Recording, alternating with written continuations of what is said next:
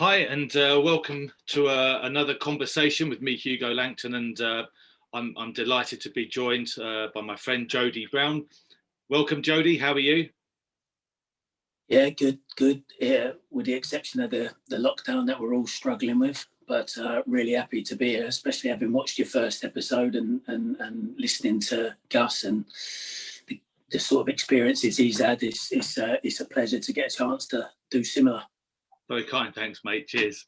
So, listen, I've invited you on, right, because I'm really interested to talk to you about. I think we're going back to 2017 now, so we're going back 3 or 4 years. When you're the manager of Heybridge Swifts. For those of the people that are watching this who don't understand the English semi-professional pyramid, I'll get my words right. So you have the Premier League, the Championship, you have League One, League Two, then we go into sort of what's classed as non-leagues. You have the National League, then it goes regional, national, north and south. Below that is step 3, and below that is step 4. Okay. So Heybridge Swifts, when Jody was a manager, it was step 4, wasn't it? Okay. And the game that I'm really, really interested in, Jody, is in 2017, you had a terrific FA Cup run, and you played against Exeter City, who were 4 divisions above you in the first round of the FA Cup. So this is the game I really want to sort of discuss with you. But just before we get into that, just tell us a little bit about the run that you had that led to get you to the first round, because people don't realise how many games you probably had to win. Yeah, I think I can't talk about that cup run without just briefly touching on the season before. So we stayed up on the last day of the season before. We were 2-0 down at half time and we were relegated. Our top goal scorer at the time was Reece Grant, who then went on to play for Aldershot and Ebbsfleet, and got sent off after an hour, and we were still behind, and it was very much that we were relegated. Miraculously, we came back and we won 3-2. And Glenn Little, the ex-Reading and Burnley player, was about 40 years old, and our last throw of the dice really was to throw him on in a sort of a high right stand where you want position, and we'll try and get you the ball, because he couldn't really run. And in fairness to him, amongst other people, he had a massive impact. They couldn't really grasp where he was trying to play, but when we could get him the ball, he caused them lots of problems. And I remember the manager, and we come back and won 3-2, and we had like a 6-7 minute period on the pitch where we had to wait to find out the other results to see whether we'd stayed up. Unfortunately, the other team drew, and we'd come back and pulled off what at half time looked impossible, and we'd stayed up. Brilliant. The other manager after the game said to me, he goes, we were fine until you chucked that old fella on the right. And I was like, that old fella's played about 600 professional games. Level, yeah. He ain't bad. And he went, oh, Christ, didn't realise. Anyway, so we went from the depths, and I'll be honest, you're standing there thinking, if we get relegated from this level, I'm probably going to step away from football. But the cultural change in the club from that moment, sometimes they say you've got to get to the bottom of the trough to push yourself back up. The club had fallen so low. I think it gave everyone the push and the urgency that was needed to get it right for the next season.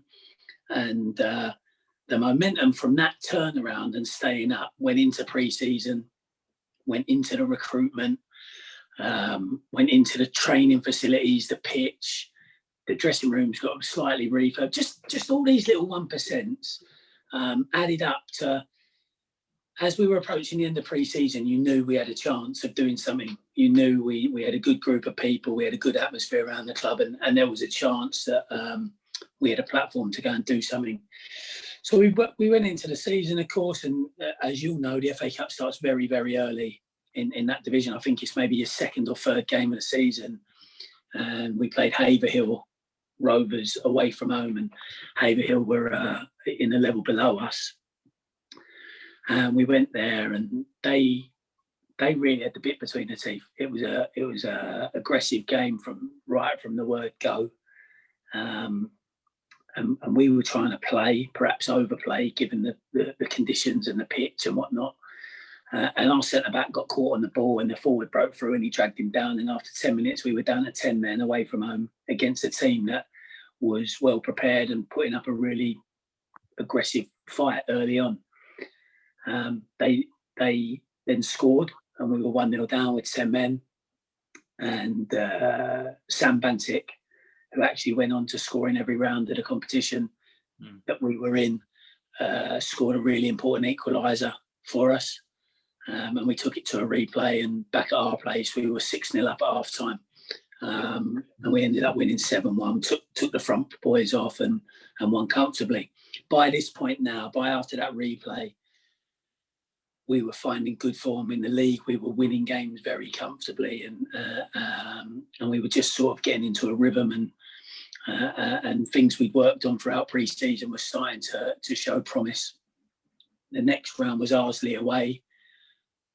Probably Arsley gave us great credit. To be fair to them, not very often do the other team's media cover you so positively, and we really played some great football that day, and we won 7-0, scored some great goals, and Arsley were either at our level or one above us, I'm not sure, but we played some really good football, and it was the nature. It wasn't the scoreline, but it was the nature. We'd quickly become a team that could control possession. And, again, in non-league football, it's quite rare. I'm not saying teams can't do it, but it's not what they want to do. But we got to a point where we could do that, certainly against teams at a similar level to us, and we won comfortably. Next round, we got Met Police, and it was away. Met Police were sitting maybe fourth in the Isthmian Premier at the time. They had a really good squad there, 3 or 4 ex-Wealdstone players who had got promoted out of the Isthmian Premier not so long before that. They had two good fullbacks, attacking fullbacks. They had a front boy on loan. You might have been at Welling. I don't know. They had a front boy on loan from Welling. I think he was an ex-Reading player, and I just can't. His name evades me at the moment, but he was a massive threat, and we'd watch that anyway. We went there, and it's kind of became the formula for our cup success that year, because obviously we had a really good trophy run that year as well. Got to the last 16 of that as a Step 4 club. Took probably some bigger scalps in the trophy than in the FA Cup, but we kind of got this formula away from home of how we would play away from home against teams that were better than us, notwithstanding that you make some tactical alterations because of the actual opponent, but we had an idea of how we'd play. And that involved controlling possession as much as we could as a means of defence.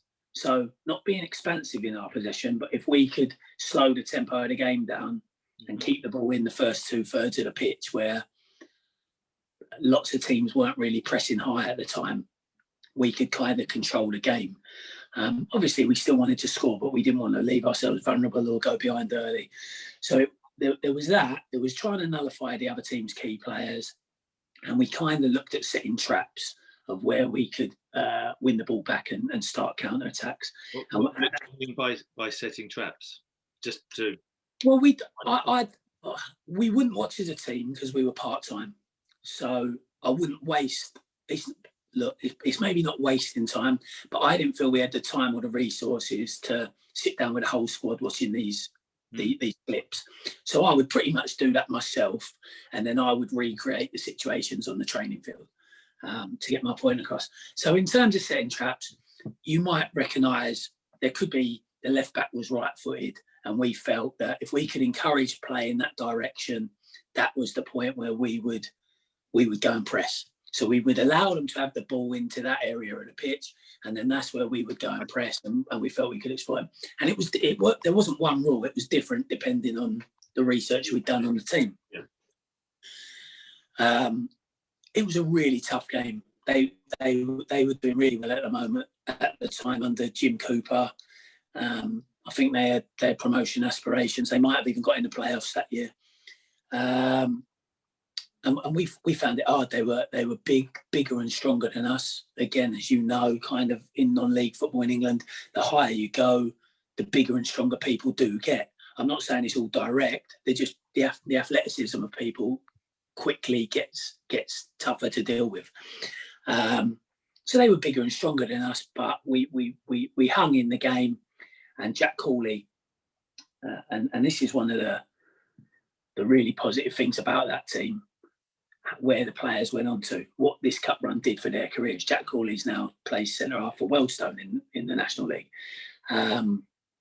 Jack Corley scored like a 92nd minute equaliser from a corner, and we got a replay back to Heybridge. And I always backed myself, and probably gave the impression to the players even more than I actually felt, that if we'd got a close look at a team, for example, played against them, we would always be better prepared than them in the next game. So it wasn't about me saying I'm a better manager than Jim Cooper. It was about me convincing the players that I was a better manager than Jim Cooper. And 100%, they wouldn't be as prepared as us. They wouldn't have learned as much as us from that game as we learned. So it's kind of like conning the players. You know, hopefully I was well prepared, but I don't know what the other manager's doing. He could have fine-tuned everything. But I convinced the players before going into that game, I promise you, we're in a better position than them.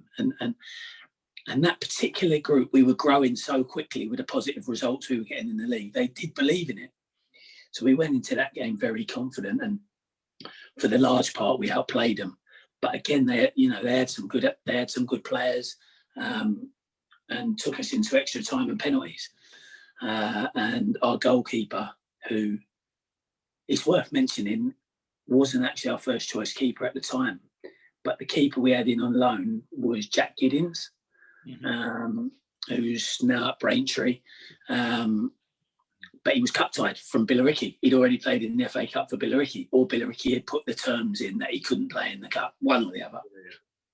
So Danny Sandbridge was our goalkeeper. Now, Danny had played a lot of games for me, and the only reason I put a lone keeper in is because he had a bit of a dodgy back at the time and couldn't be counted on for long periods of time. But he played every round of every cup game, and he saved 3 penalties in the shootout, had a heroic moment, and we got through.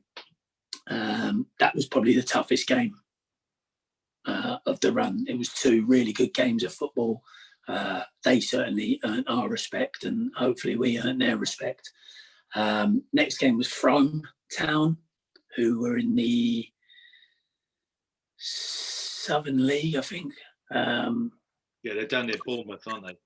Yeah, and they were in the playoff places of the Southern League, again higher than us in the pyramid. Very, very hard to do our research. It was very hard. All I could really get was some highlights.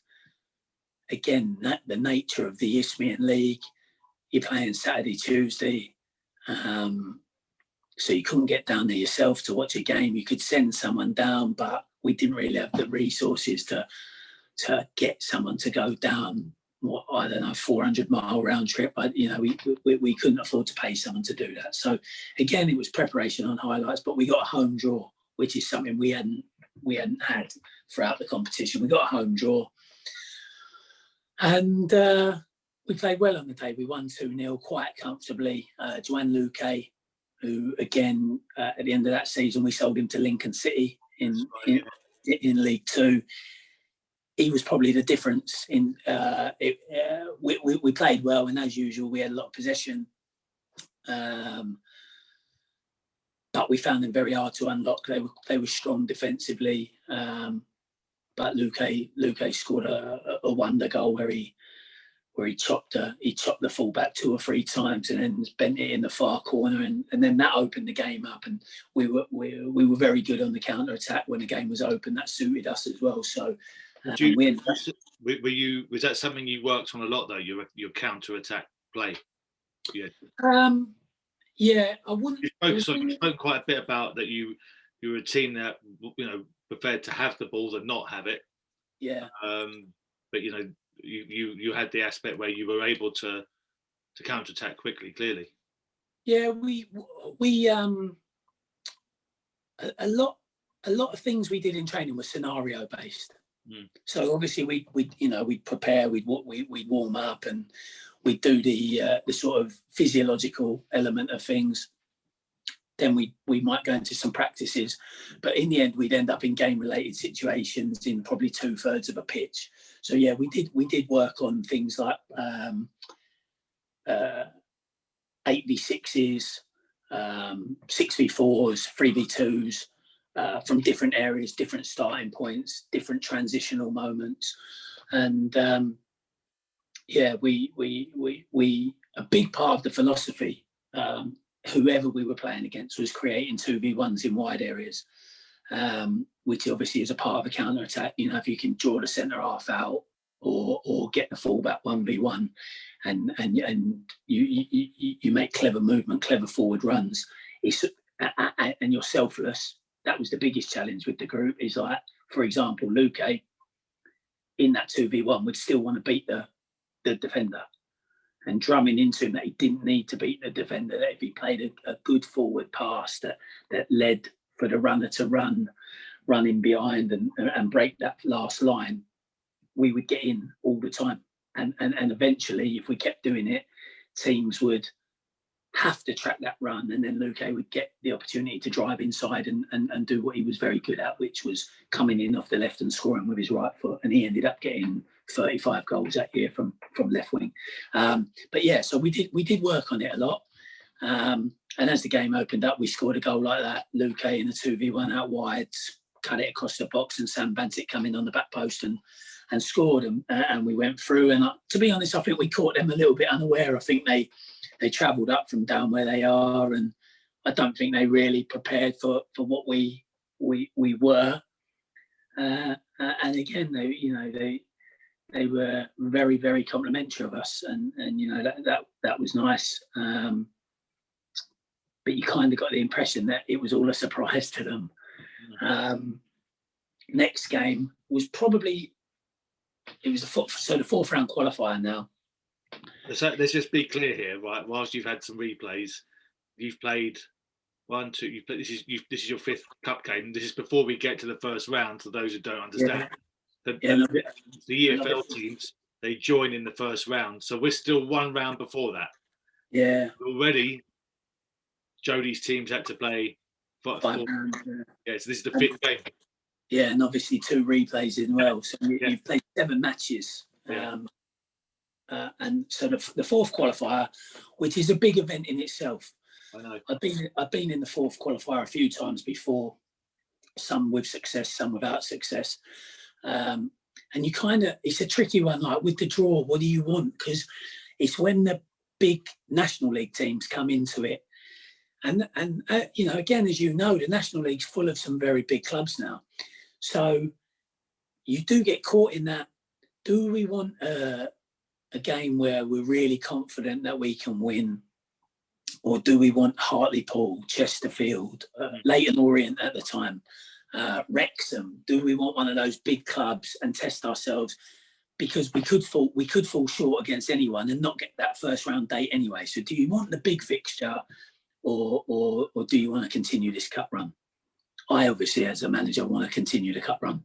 The players, the fans maybe wanted the big draw. We got Haringey Borough, who were in our division. Now, Haringey were probably the best team in the division. They didn't go up, and we didn't go up because I think largely because of the cup runs. They had a really good trophy run. I don't know if you remember, they lost 2-1 to Leyton Orient. And we obviously had a run in both competitions. They were very, very good. Played 3 at the back. Had Tosin Olufemi and Michael O'Donoghue as the 2 wing backs. Both had been pros at Colchester United. They had Ralston Gabriel up front, who was far too good for the level he was playing in. He later went to Boreham Wood and was flying before some off the field issues got in the way of his progress. But they were very, very good, and at home it's quite hostile there. They're on an AstroTurf, which can be a challenge to some teams. And it was a tough draw. It wasn't the draw we wanted. We prepared, so we trained on our actual main pitch that night because I wanted to work at. I expected them to have more of the ball than us, which was rare for us. It was rare, but I expected them to have more of the ball than us.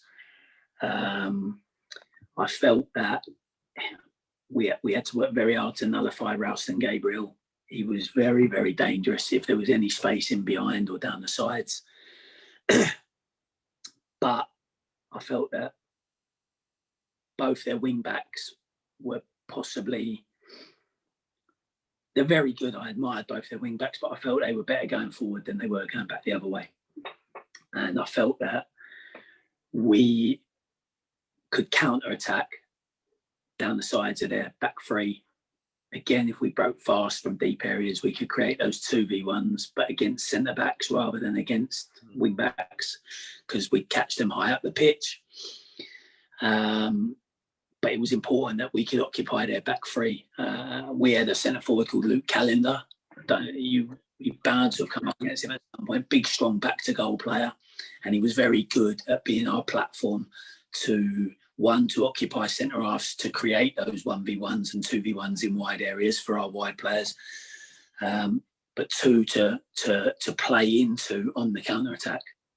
Play into him, he could get hold of it, and we could break out, join him, and create those situations. We scored a really lucky goal early on, really sort of from the byline. Someone's tried to cut it back. It took a ricochet and gone in. We were 1-0 up. I wouldn't say it was against the run of play. We started quite well, but then they really, really took control of the game. They had a couple of near misses. They were dominating possession. And they got back in it. And we had to weather a storm, to be honest. And then the beautiful thing for any coach is when what you've worked on comes off, and we scored 3 goals in 10 minutes, where they committed too many players forward chasing the game, and we broke against their back three. And if you could see the footage, you'd see they were classic counter-attack goals against the back three. And we ended up winning the game comfortably, 4-2. And you know, it was a massive moment for the club, because the club had been in the doldrums for quite some time. And we qualified for the first round, and all the rewards that brings. It had given the group the belief that they could play and beat anyone, that they could execute a plan, which I think is important in coaching and management. You know, there has to be some evidence for players to follow your leadership. There has to be some evidence that what you're asking them to do will work. And we were fortunate that on a few occasions early on in the season, it worked. And then once you've got a good group of lads, obviously technically good players, but they're following you, you've really got a chance. They like believe in the project. They believe in what you're saying. They listen in training because they've seen the rewards. And we got that, and we had such a good culture. That took us into the first round. And again, it's that draw. You know, what do you want? There were some big clubs in League One and League Two at the time. You know, some much bigger than Exeter, but we drew Exeter. Really tough. Pardon? It was away. Yeah, Exeter City away. It was a really tough draw because they were top. Well, they were battling it out 1 and 2 pretty much all season in League Two. I mean, we'll get on to their team. They had a strong group of players, and they had a strong manager, a very experienced manager who'd come through non-league football himself. So he wasn't going to underestimate a non-league team. And you know, sometimes there is that arrogance in the football league, that non-league is a load of builders and postmen, and you know, and they maybe don't give it the respect it deserves, and they get caught, and you see upsets.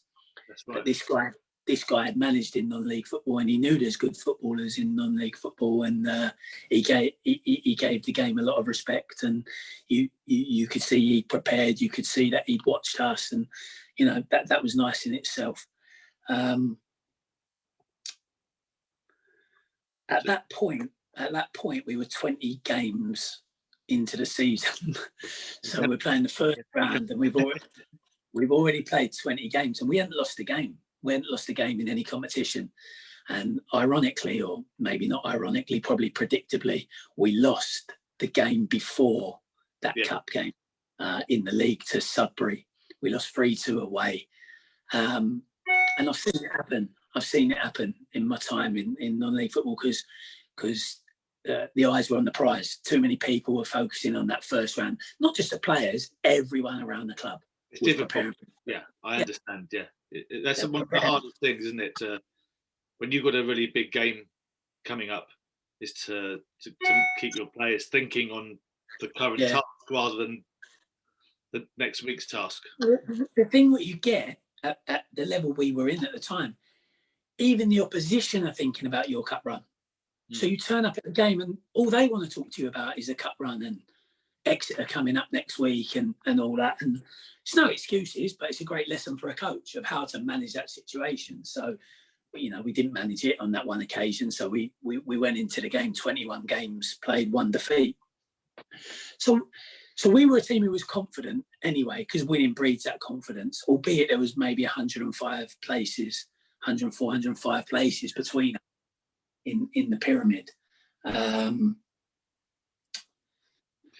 So tell me then, right? So you've got the Sudbury game out of the way. Was that game on a Saturday or a Tuesday? It was a Saturday.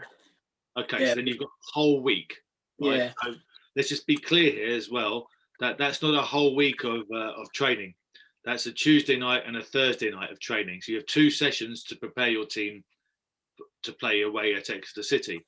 Yeah. So this is where now it gets interesting. Okay, so because you're playing a team that's 105 odd places above you, they're a full-time football team. They're challenging at the top end of their own division. Obviously, the geographical distance, you would have to travel across the country to go and play them. So, what did you know? How did you approach that week in the sense that, in terms of, finding out what you needed to know about them? What you did in training. What did you think? I know I'm asking a lot of questions, but what did you think? You had to do. What did you need to stop? What did you think that you could expose to them? How would you give yourself a chance? Because nobody in their right minds would have predicted anything other than 6 or 7-0 to Exeter. Really? Yeah. Right. So I guess the first thing was the week, the training and information gathering. To be honest, what I found in my career leading up to that point, no matter what level I was working at, first and foremost, I'm a coach on the actual grass.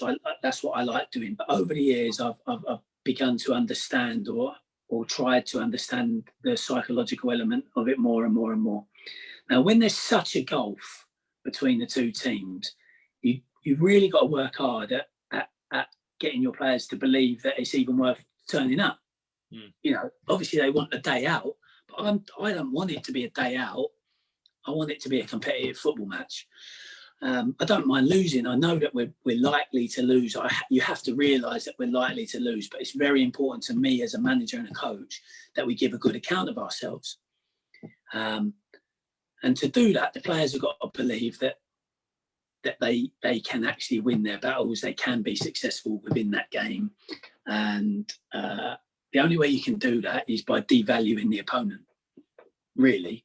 And by devaluing the opponent, I have the utmost respect for them. And I made sure that the players recognised their strengths and their weaknesses. But I never talked about them being professional and us being semi-professional.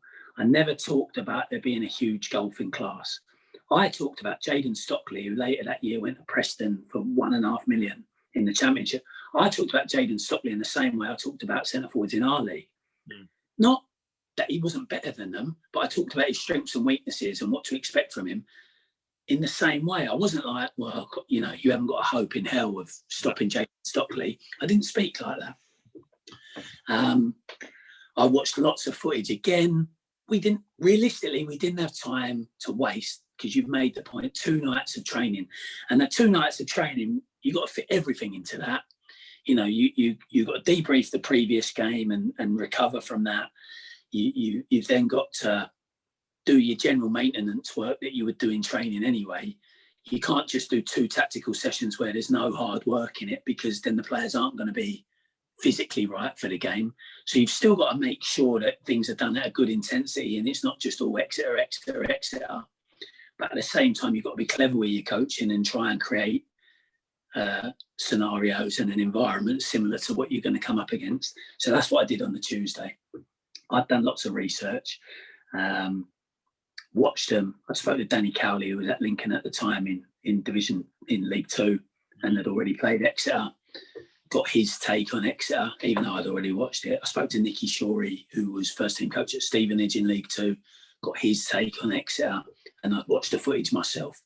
A very close friend of mine had moved down to Exeter to finish his playing career at Exeter, and was now are they Devon Exeter? Exeter's in Devon. He was the BBC Devon commentator or analyst. Yeah. So he'd watched every Exeter game as well.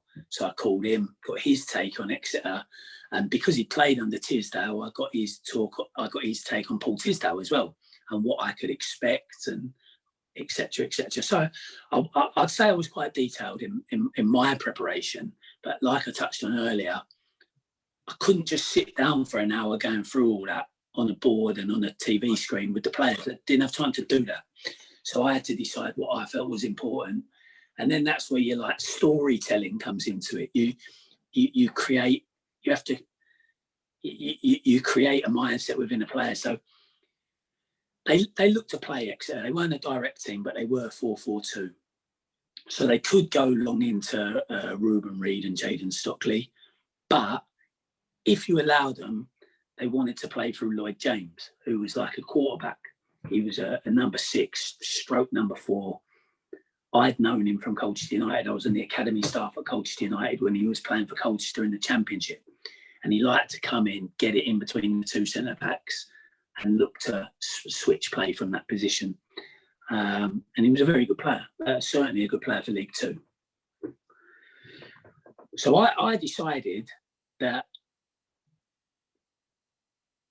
the best way of stopping them was to encourage them to play how they wanted to play.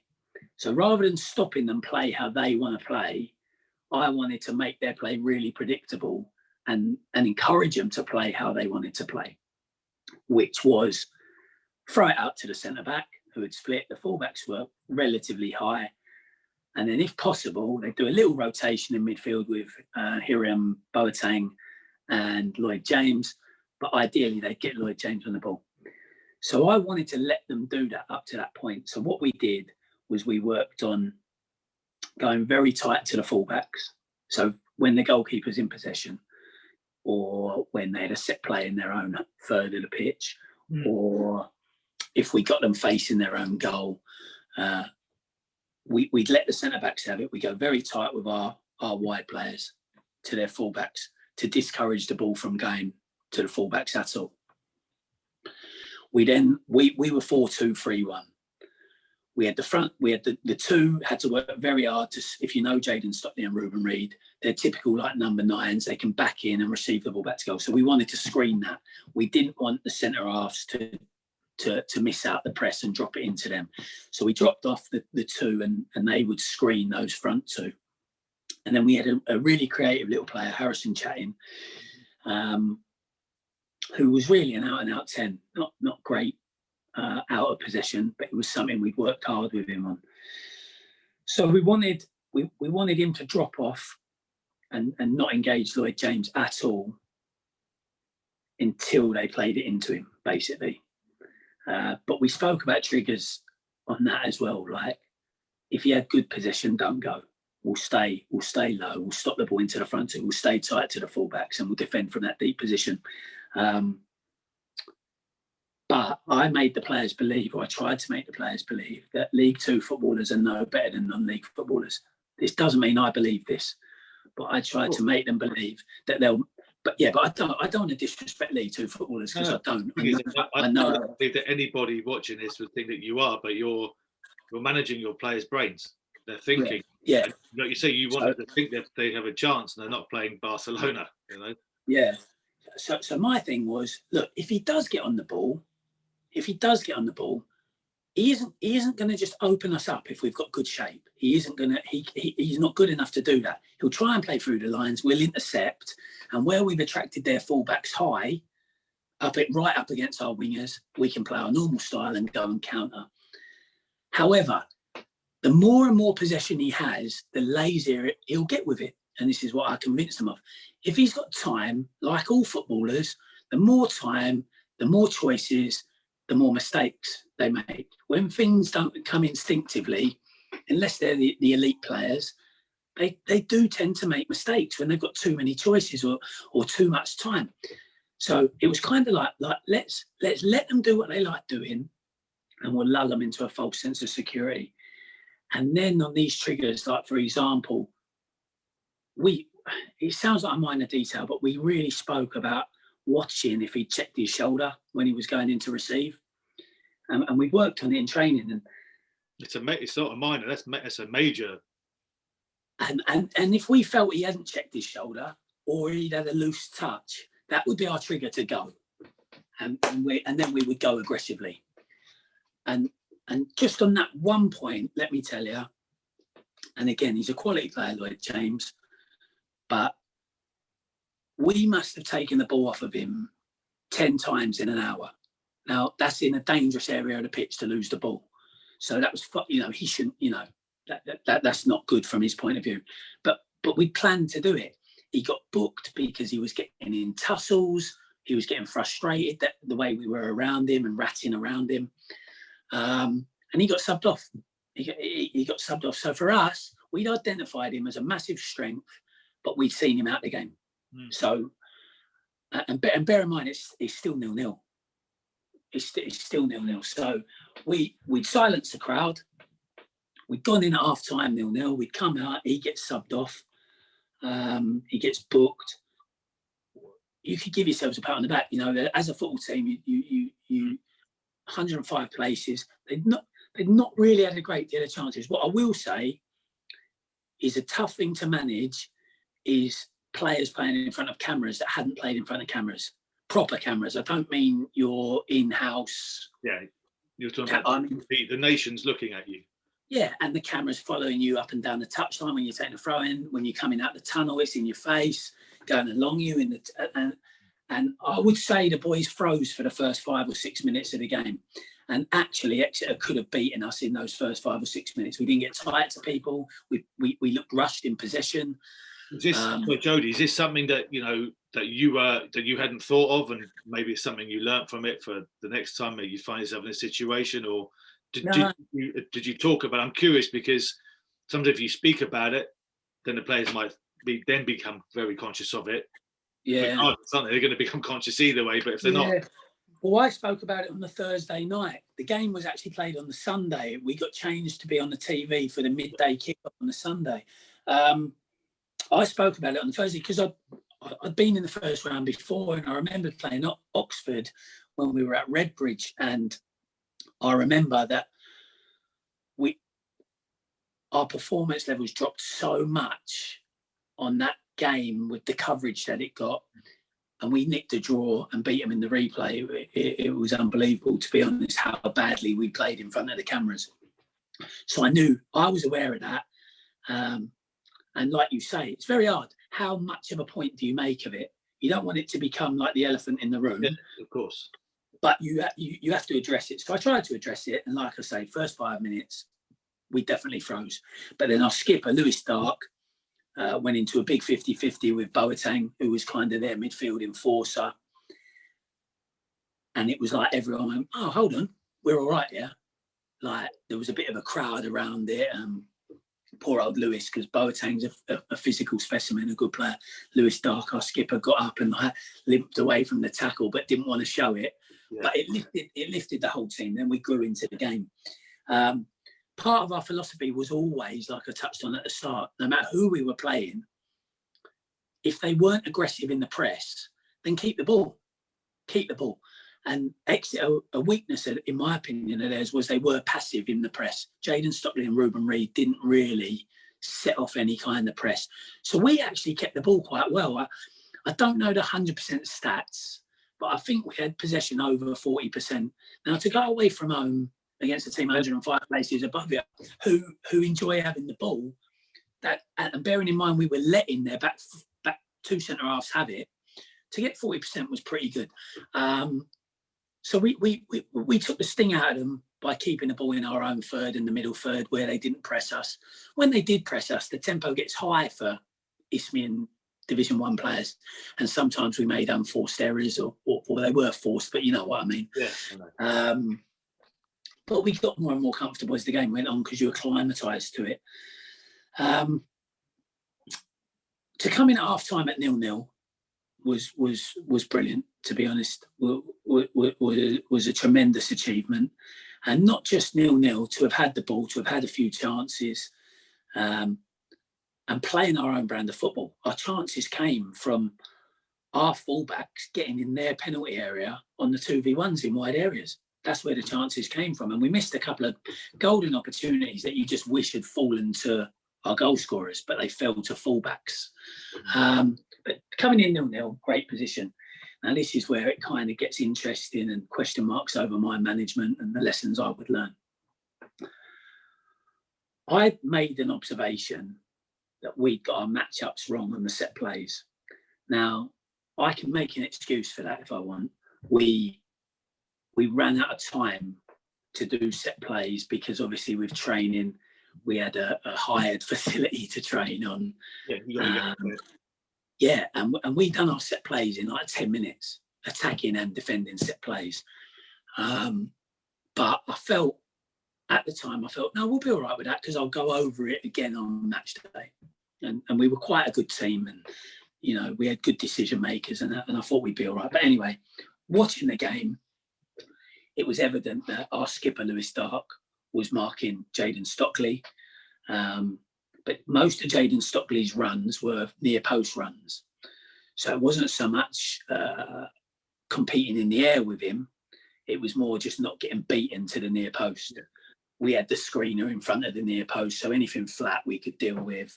It was kind of only if it missed that screener. But I'd recognised it as a threat on maybe their 4 or 5 corners they'd had. And as I was walking at Exeter, the dugout's in the middle of the pitch, but the tunnel is in the corner. So you've got that nice 50, 60-yard walk to gather your thoughts, speak to your assistants, whatever, before you get in there. I was walking along, and I didn't really speak to anyone, to be honest. I had it in my mind because I was very happy with how things were going. So it was going to be at half-time, a lot of positive reinforcement, encourage people to be a little bit braver in possession, and a few things like that. It was a positive team talk. But I didn't like that matchup, and it was like, and I'll regret it to this day. It was, do I change it when they haven't really hurt us? They haven't really hurt us, but I can see it could potentially hurt us. Mm-hmm. And, you know, the best coaches anticipate things rather than react after the moment. I had anticipated it, but I went against myself and decided, don't change it. It's not broken, don't fix it, don't change it. We come out, we started the second half well. They got a corner, did like a near post routine. Stockley beat Lewis Stark to the ball, scored a header, took a ricochet, went in. 3 minutes later, another corner, other side, near post to the corner of the 6-yard box along the floor. First player comes in and misses it. Stockley comes in behind him and scores. And we're 2-0 down. And they haven't had a chance in the game. Two corner kicks and these 2 set plays, and we're 2-0 down. You had anticipated this might be the problem, Yeah, so but the thing is that's disappointing, isn't it? You know, you're a coach yourself, and it's disappointing because I've seen it and I'd anticipated it and I felt it could happen. Why did I ignore it? Why did I ignore it? It's a massive mistake. I know if I'd gone with Ryan Henshaw, who'd had Jayden Stockley in his pocket, to be honest, in the game, Ryan, our centre-back. Yeah. He played brilliantly, Ryan. He beat him in every aerial duel, or 70-80% of the aerial duels, and I should have just changed it over. We had Ryan as a spare man in the middle of the 6-yard box, free to go and attack the ball. I should have just put Lewis, our skipper, in there, free to attack the ball, and got Ryan 1-for-1 against Stockley, their most aggressive top scorer, a typical old-fashioned number 9. Yeah. But I didn't. And we're 2-0 down. And then it comes, oh no, we could crumble here. We could crumble because the gap in quality is big. I didn't mention it earlier, but we had a few injuries going into the game. Luke Callender, our forward, was about 50% fit, but we decided to go with him. He's 30 years old. He was experienced. We felt he could occupy the centre half, but we knew he couldn't play the whole game. Our other number 9 had a torn hamstring, we named him on the bench out of sentimental reasons, and we didn't have a bigger squad to bring anyone else in. So he couldn't play. He was literally there for effect. So we actually, the more I watched the game, I noticed Troy Brown, their centre half, where we'd set the trap on Lloyd James. Troy Brown was growing in confidence as a centre half, and he was driving out with the ball, but he was quite sloppy. He'd drive out and then he'd try and sort of play a forward pass, and it was kind of just sort of like shoveling it in behind. It wasn't with any great quality. So he'd drive into the middle third and then just sort of chip a ball over the top. Luke Callender wasn't particularly mobile, but he was clever in shutting off passing lanes. So he had to come off anyway, and we brought on Joe Gardner. Joe's a really intelligent attacking midfield player, but we brought him on as a number 9. People now will call it a false 9. I wasn't calling it a false 9 at the time. I just told him, like, he's playing up front, but actually I want you to drop an attack from deeper positions and see if we can encourage this Troy Brown into areas where then you can then exploit the space in behind him because he's come too deep with and without the ball. And it worked really well. We really started causing them problems. We were drawing him out of position. We were then breaking in 2v1s and 3v3s and exploiting the space that he'd left. They were going longer and longer because we nullified the quarterback position. And Lloyd James had gone off, and they brought on, I think his name was something Edwards, and he was more of a box-to-box midfielder rather than a possession player. And they were much more now playing long and trying to play off second balls, which suited us. It suited us. We felt we could deal with them playing direct, and we started getting joy, and you kind of got nothing to lose. You're 2-0 down, so people take more risks, and we were pushing and we were pushing and we were pushing, and it was coming. It was coming. You know, our crowd was growing. Not in size. I mean, we took 350 there, which is probably more than a lot of football league clubs take. But they were making a lot of noise, and you could tell they were believing in it. The crowd. They wanted a goal, didn't they? Yeah, you could tell they were believing in it because we had a grip on the game, albeit 2-0 down. Their manager started becoming a bit restless and annoyed with his team, and you sensed there was a change. Something was happening. And then we scored, and it was a great goal. It really was a great goal. And again, it was I watched it today, funnily enough. It was a Heybridge Swifts goal. It was what we'd become accustomed for. Our centre-back read it, drove into midfield, gave it to the midfielder. We went out to Luque. We created that 2v1 situation, but Luque went on his own, crossed it. Midfield players make the back stick, and we scored. And we'd done that a lot of times. And it was great, the boy who scored, Lewis Godbold, because he was the one who scored the 2 on the last day of the season to keep us up the season before. And he got injured. He got injured in the warm-up of a league game before this cup match. So that's why he wasn't starting. So to come on and get the goal, from a sentimental point of view, that was really good because he was a special person, to be honest with you. We scored the goal. And I promise you have to be there to feel it and feel the emotion within the ground. The crowd. I know that the situation quite well. We knew that the tide had turned. Their crowd were anxious. Their players were starting to panic on the ball. We hadn't seen that all game. Their players were playing low risk. They weren't enjoying possession. They weren't looking to score. They were looking to hold on. And we were really on top, and we had a good header that the keeper made a good save. Our Joe Gardner, our kind of false 9, had dispossessed the centre-back a few times, and we'd broken, and if we just got the last pass right, we'd have been back at 2-2. And then sadly, our goalkeeper, Danny Sandbridge, who had been a hero in earlier rounds, made a really big mistake.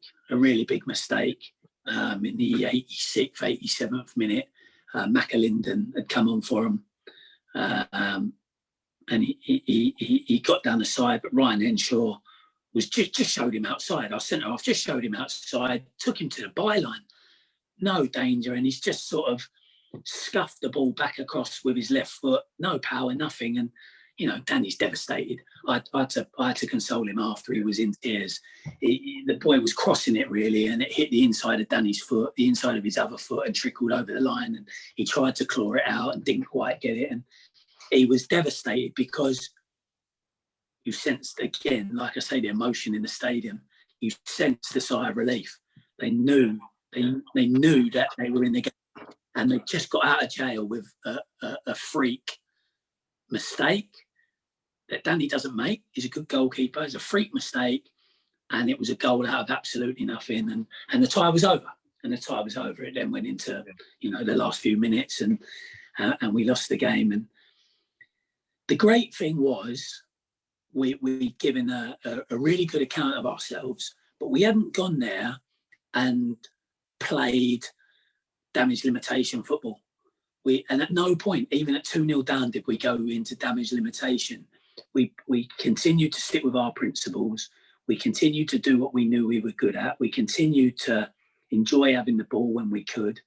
And we continued to think as footballers. Like, we didn't, you know, sometimes you can lose it all in a moment, but you still saw the players making good decisions. And bear in mind, they're in an environment they're not used to. There was 3,500, 4,000 people there, cameras and whatnot, and they were still making good, sound, tactical decisions. And, you know, we really, in the large part, we controlled them. We controlled them. And had I made the change with the set play matchup, I don't think Stockley would have beaten Ryan on the day.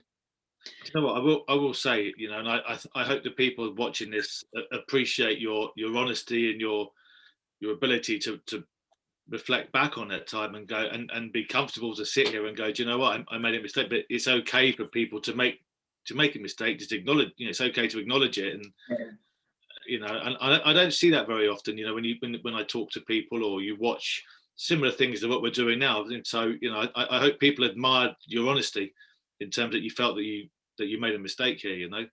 But you know, I'm sure next time you find yourself in that situation where you think, do you know what, I need to do something here, something similar, then maybe you do it. So that's I think it's nice that you've reflected on that and you're very open and honest about how you feel. I've always been that way. I think it's an important part of leadership. I think, like I said to you at the start, you know, to cause these cup upsets, and I've been involved in quite a lot of good cup runs, to cause these cup upsets, you do have to, your team have to believe in you, because you're going to sometimes ask them to do things that they don't normally do in a league game.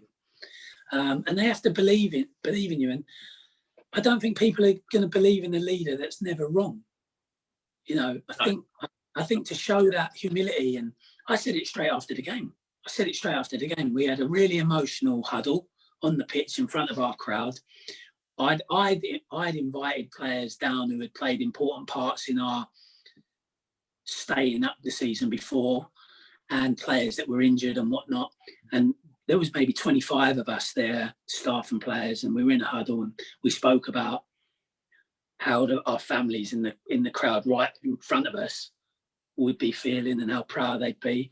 But we also spoke like professionals, even though we weren't a professional team. We spoke like professionals about what we'd learned from the day, and you know, what we do differently and what we did well, and how we're going to take that into the rest of the season. And in that debrief on the pitch, I held my hands up right then. I said, you know, I've made a mistake. I've let you down with a set play situation, etc., etc. So I think that's important for leadership. I think players have to, because players see through coaches. If you're never wrong, but players find people out pretty quick. You got to be wrong sometimes, and I don't think it's a weakness to admit it. But what I mean is that to come on to camera and speak so openly. Oh no, I know, I know you don't. Yeah. It's been a great insight. But what pleased me, you know, from my point of view as a developing coach who was trying to, I got really far really quickly as a coach. And going back to Heybridge was a massive setback, really, for me. Yeah. So I had to do something quite special at Heybridge to re-earn respect. That's how I felt, anyway. I'd had a bit of a nightmare in my previous job at Welling in the National League, and it was going to go. I had to do something to remind people that I was capable. So it was important to me that we gave a good account of ourselves, and their managers straight away spoke to me. But also in his post-match press conference, he said they were in a game, and he said that the goal was a special goal, and he said that we always look to play football, and that you earned respect. Yeah, they definitely would have beaten us. They were unfortunate with the last goal, and he gave us a lot of respect. And then obviously, I wanted to look at the game properly and learn from it, so I watched it back on the TV. And when you hear the commentators say, I always remember one quote. The commentator said, "Heybridge Swifts are playing the football we were expecting Exeter City to play." And to me, that was really important to me, because I didn't want us to lose our identity. I didn't want us to go there and just be a team desperate not to lose. Now, that could be a weakness. A lot of people are this win at all costs, find a way to win, find a way to win. I'm stuck in this thing that as a coach, I still want the game to be attractive. I still want people to respect us in terms of the way we play. I'm not suggesting I'm someone who overplays, but I wouldn't want to build my reputation as a coach on someone that just played not to lose. I'd always want people to think they've come here with a plan of how to beat us, and I want us to enjoy the ball and not just be a percentage-based team and stuff. So it was really important for me that we got that national recognition, that we'd actually gone and tried to play him and had matched him in many aspects of the game, but probably lost out on the professionalism, things like set plays. As you go higher up, you realise the detail that goes into set plays. Like in my last role working with Peter Taylor, I sometimes felt we put too much detail into set plays, but that's obviously what it's like the higher you go.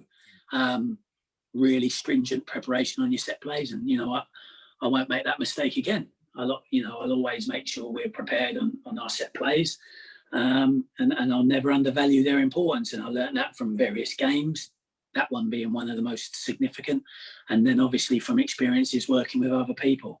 But in the end, it was the professional element of the set plays that beat us. They were well worked, good blocks, the good dummy at the near post, and they were well worked set plays. And unfortunately, that undone us. And you live and learn. Brilliant. Well, listen, it's been a great insight, and again, thank you for your honesty and your openness and sharing the experience with all of us, the people that will watch this, and may you have many more successful days like that in the future as well. So thanks, Jody. I wish we'd got to talk about a game that we actually won. Maybe we'll do that. We'll do that another day. Yeah. So thank you so much for sparing us your time. Thanks, Hugo. Enjoyed it. No problem.